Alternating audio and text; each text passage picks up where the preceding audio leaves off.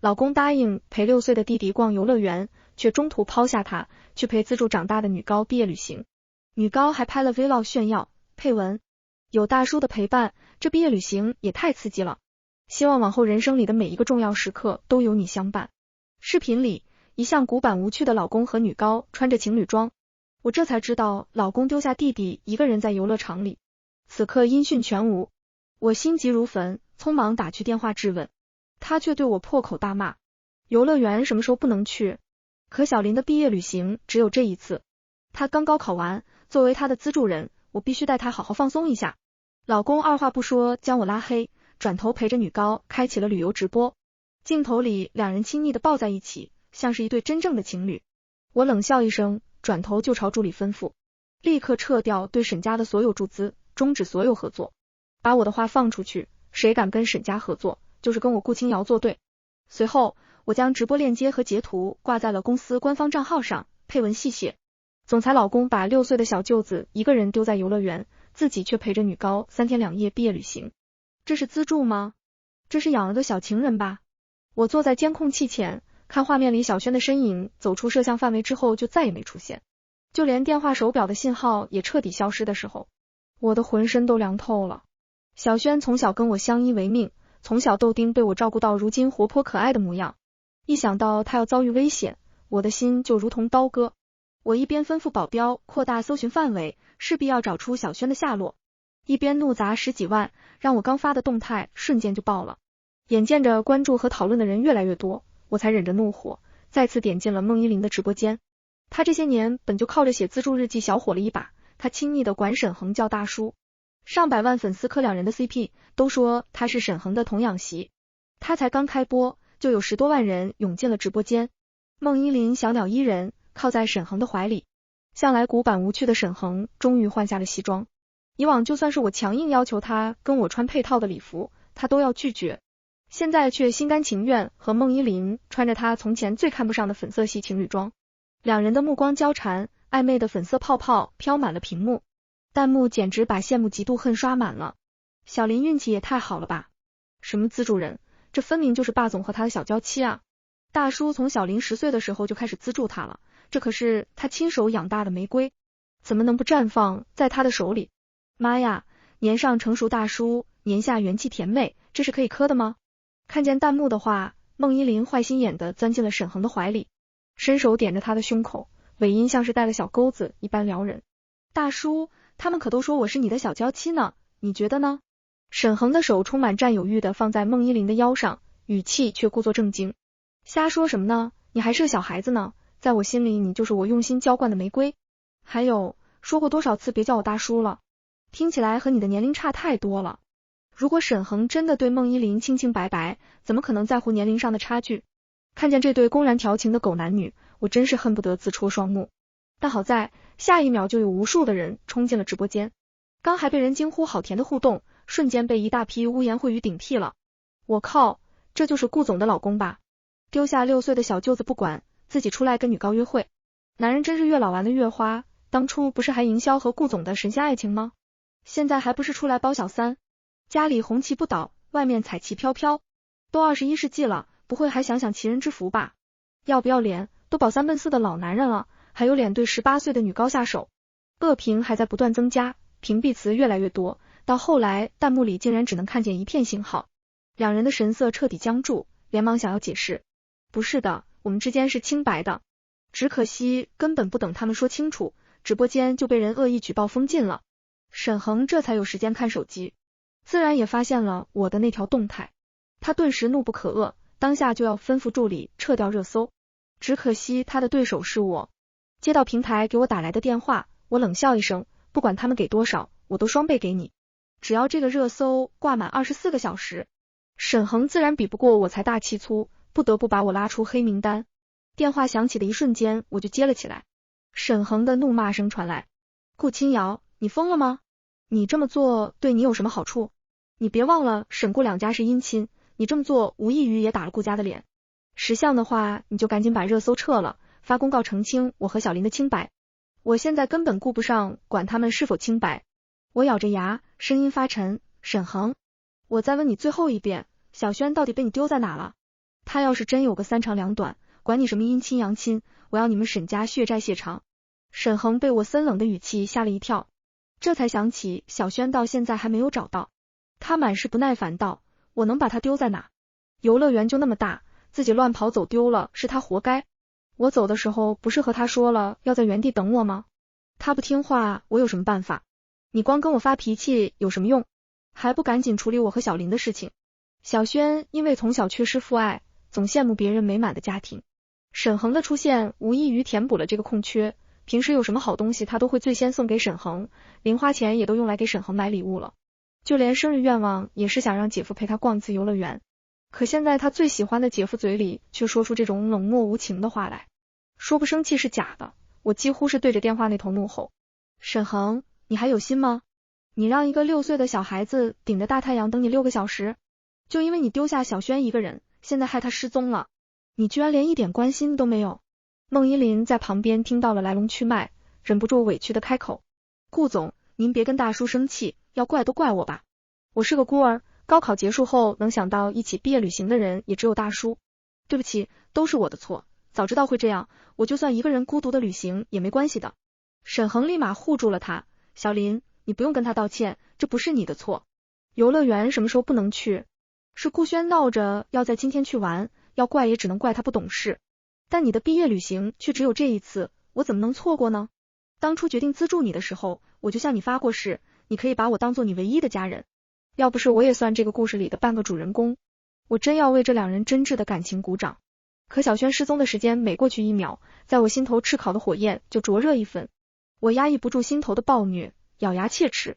沈恒、孟依林，你们最好祈祷小轩没出任何意外，否则我一定要你们这对狗男女以死谢罪。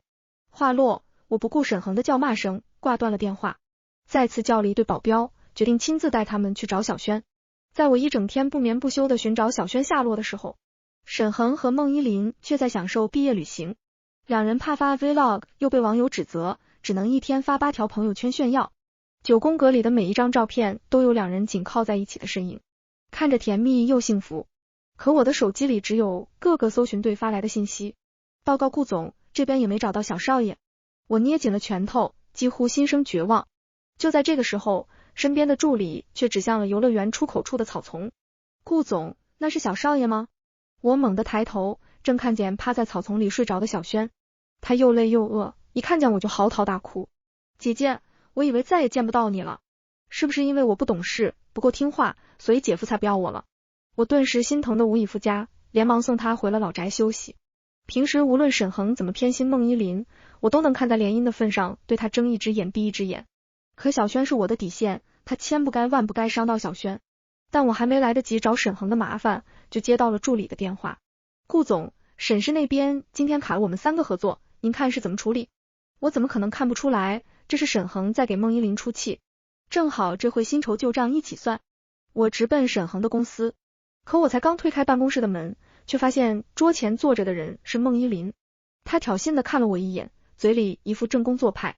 顾总，您是来找大叔谈合作吗？现在我是沈氏的主管，您可以先把企划书给我看看，合格的话我再报给大叔。我冷哼一声，就你也配？大学都没上过，就走后门当上了主管，你看得懂企划书吗？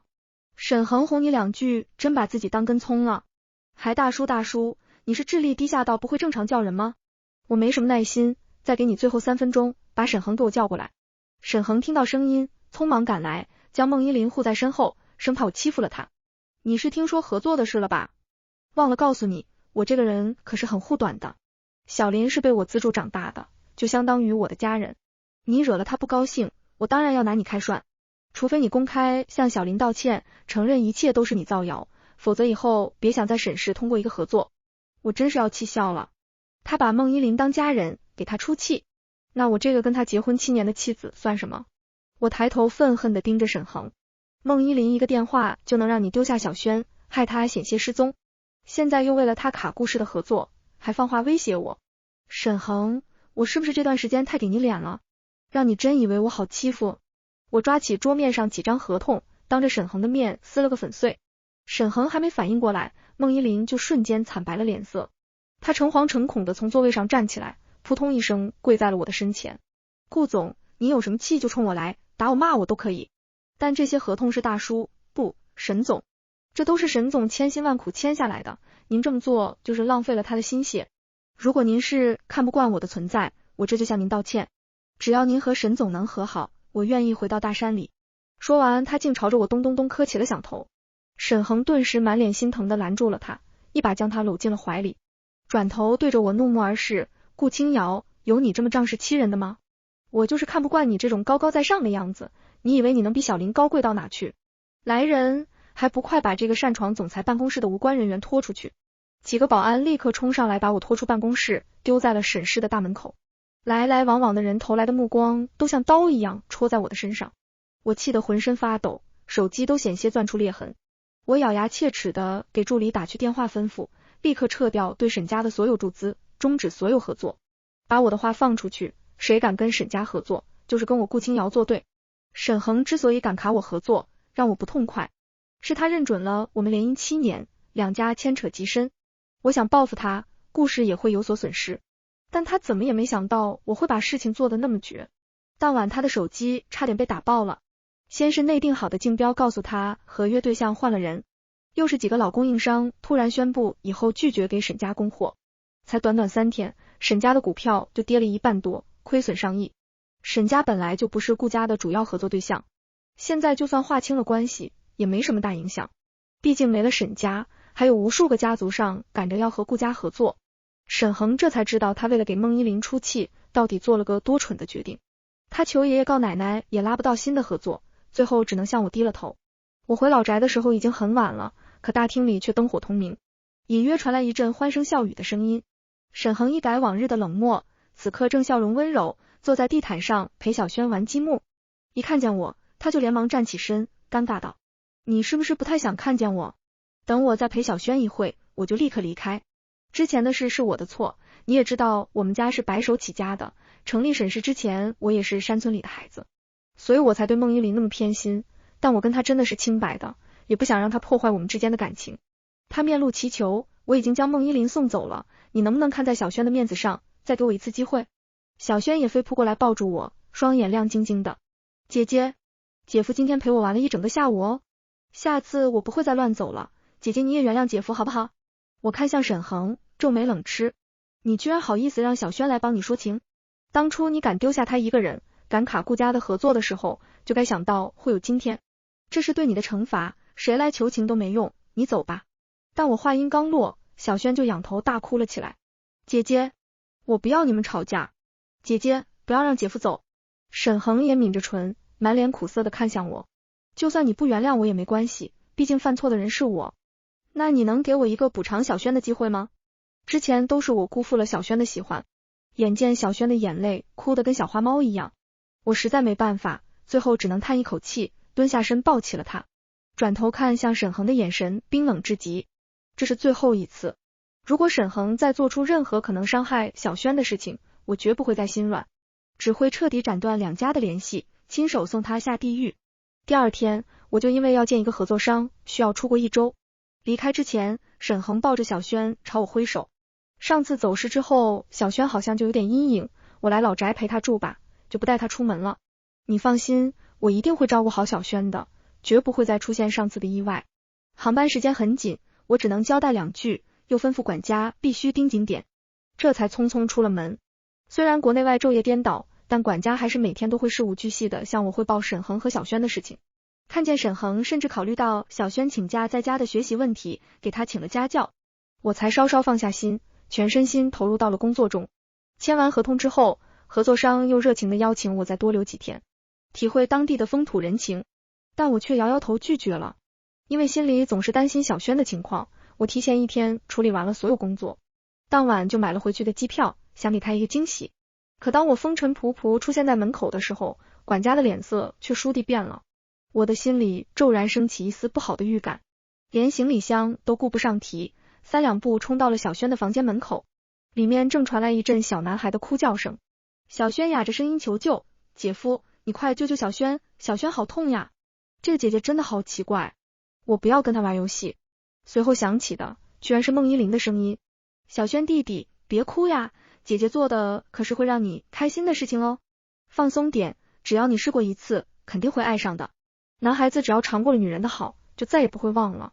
就连沈恒也诱哄道，只要你签了这份股权转让书，姐夫以后每天都来陪你，还带着姐姐来跟你玩快乐的小游戏，怎么样？对，别害羞，快来跟镜头比个爷。这两个禽兽！巨大的愤怒侵蚀了我的理智，我抬腿狠狠踹开了反锁的房门。轰隆一声巨响之后，我看见了让自己目眦欲裂的一幕。小轩的裤子被脱掉大半，孟依林则衣衫半退，一副欲求不满的模样。沈恒就在一旁举着摄像机，他们这是想彻底毁了小轩。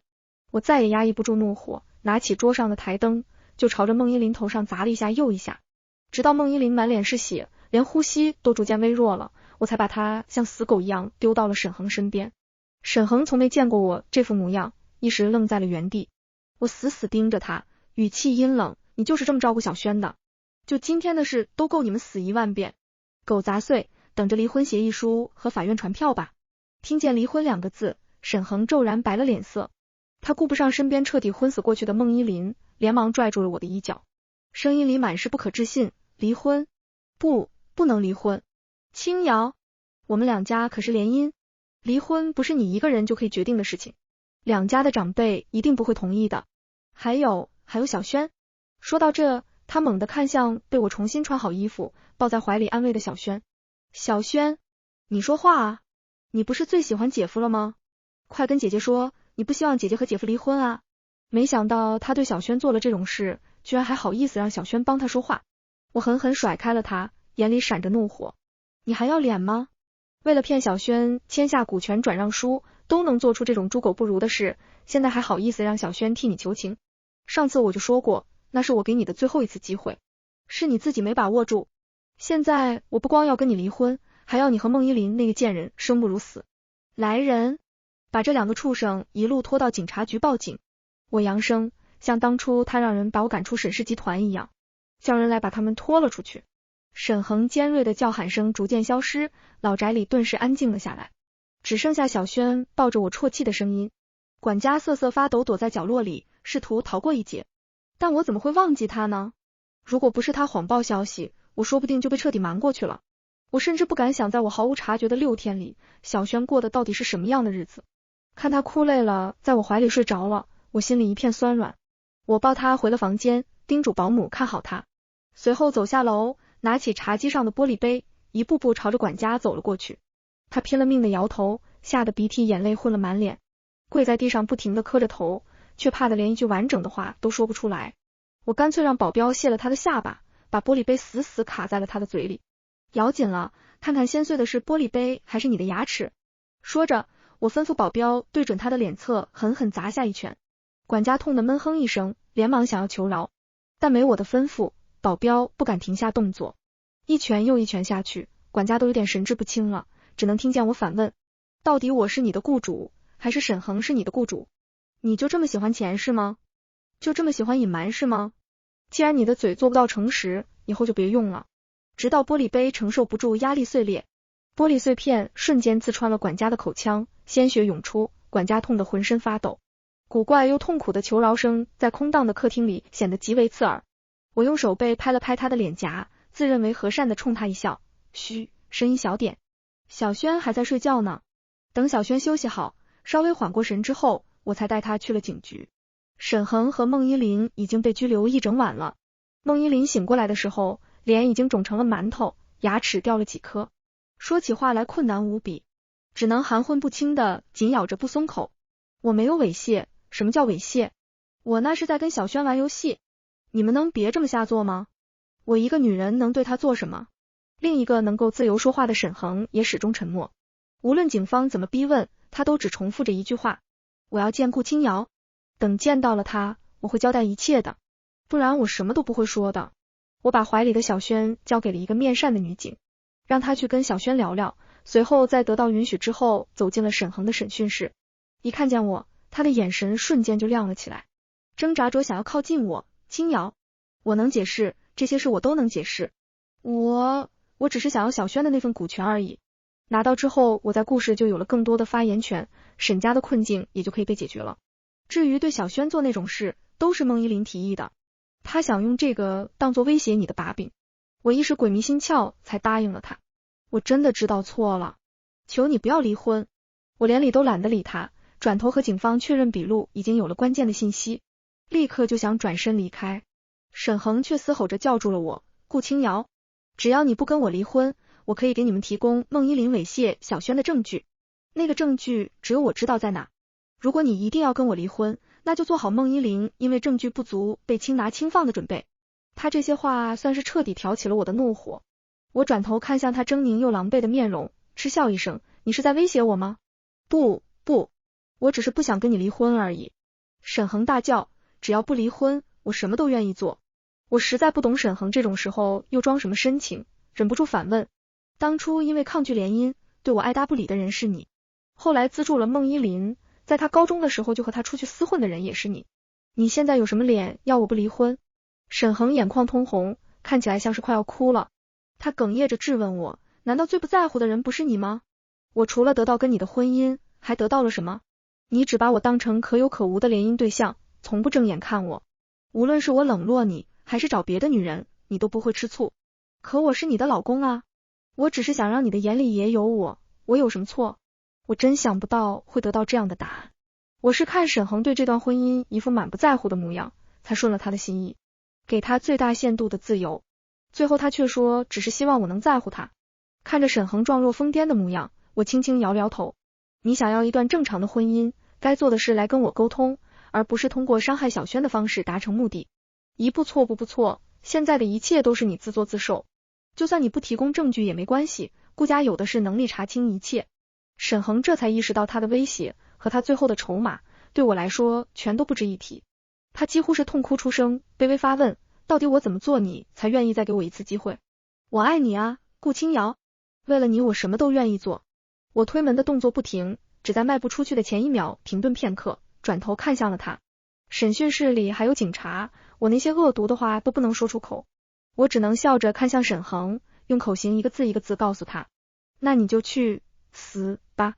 不知道出于什么原因，沈恒最后还是提供了所有证据，罪证确凿，无论孟依林怎么狡辩，都是徒劳无功。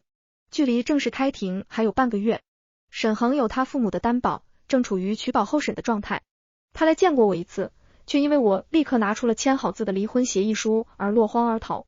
我也没太在意，毕竟他现在不签，以后就得跪着求我让他签。为了维护小轩的名誉，这件事我派人封了口，没让太多人知道。但早就丢下公司去环球旅行的爸妈还是专门赶回来了一趟。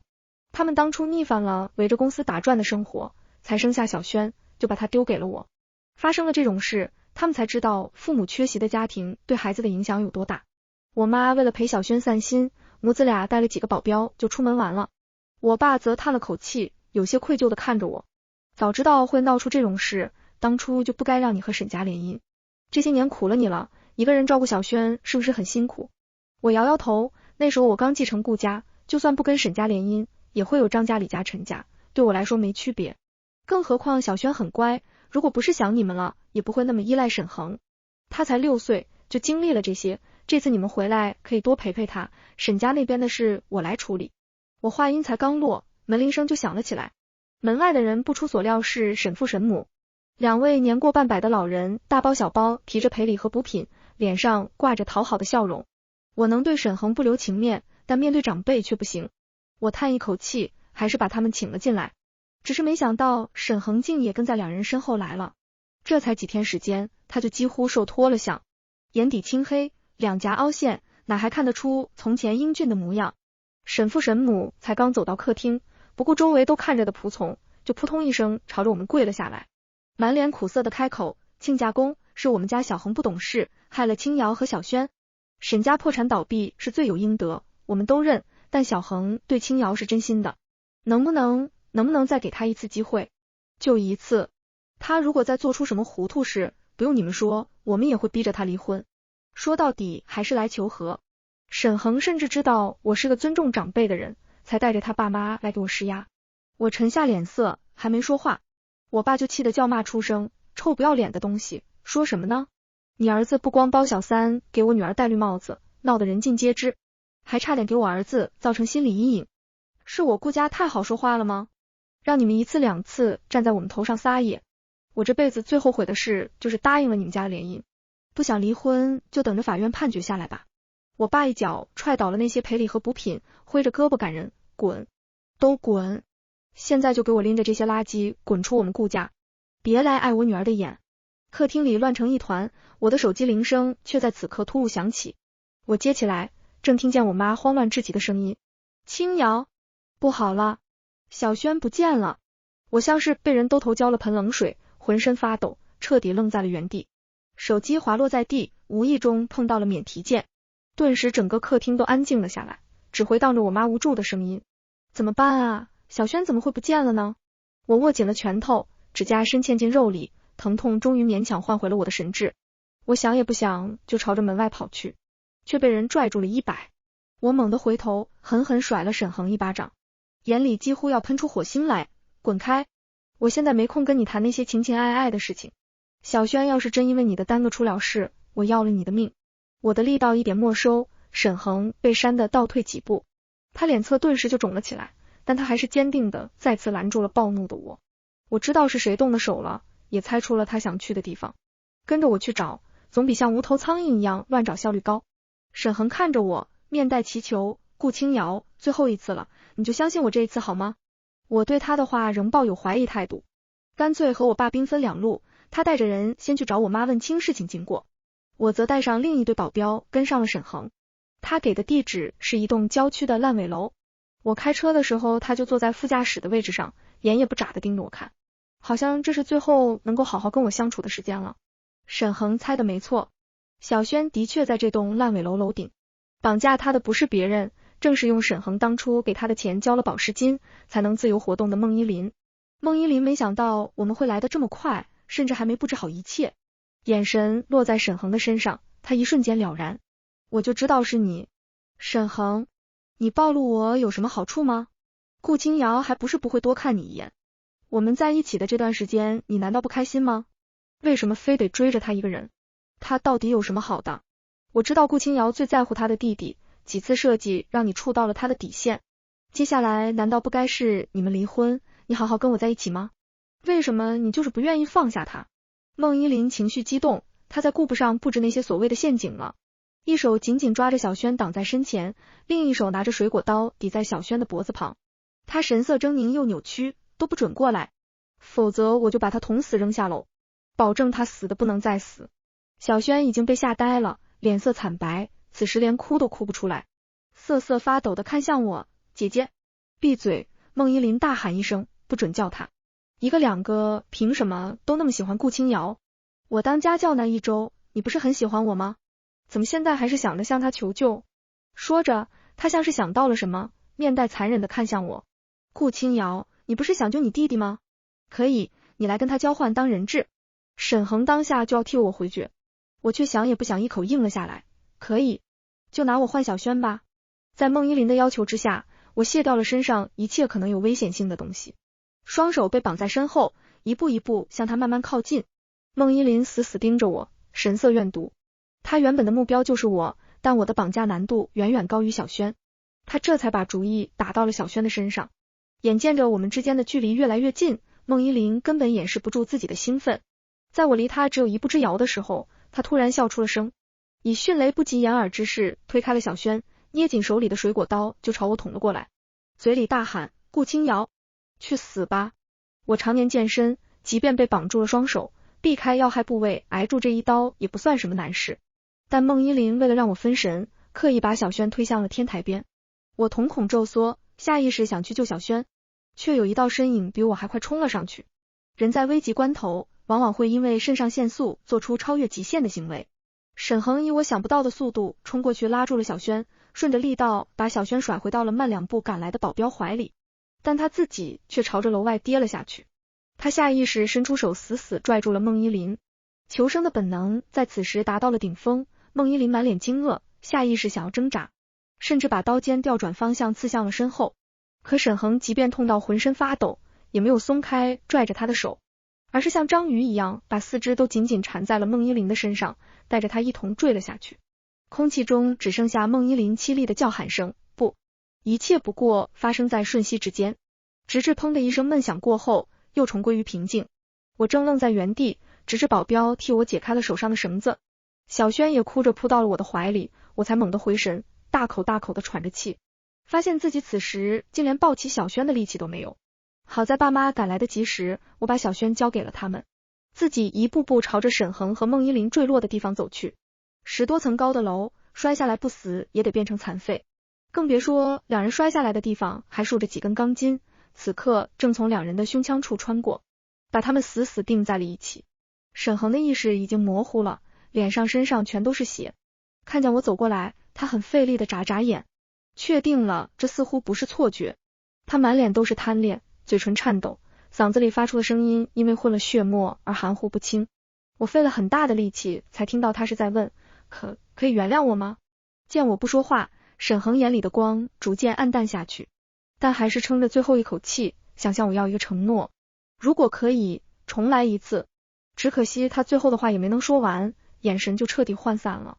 我在原地站了很久，久到救护车赶了过来，医护人员手忙脚乱想要抢救，可两人失血量过大，还都是贯穿性的致命伤，最后只能摇头叹气，宣布道2名伤者均抢救无效，当场死亡。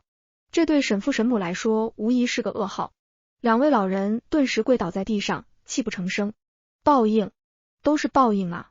沈家没了支柱，彻底宣布破产，顾家也受沈恒的死讯影响，跌了部分股价，但很快这些影响也都消失了。我的生活恢复了平静，爸妈几次都想问我要不要再试试接触别的人，可想到沈恒的事，最终还是沉默了下来。拍拍我的肩安抚，儿孙自有儿孙福，我们还是别管了。小轩则是因为经历了太多他这个年纪不该经历的事情，发了一场高烧，昏睡几天之后醒来就忘掉了所有的糟心事。他记不得自己曾有个叫沈恒的姐夫，也忘了被绑架落入险境的事情。这对小轩来说或许才是最好的结局。这次爸妈选择了留在家里，弥补小轩这么多年来缺失的父爱母爱。又是一天去接小轩放学，周围人来人往，满是欢声笑语。我又想起了沈恒那天问我的问题，他是想问我如果再来一次的话，我们之间会不会有别的结局吧。我抬头看向夕阳的方向，小轩仰着头问我，姐姐，你这是在看什么？我笑着看向他，摇了摇头，没什么，也当作是给沈恒迟来的回答吧。这个故事到这里就结束了，感谢您的收看。如果您喜欢这个视频，就给我点赞订阅一下吧。衷心祝您吉祥如意，万事顺心。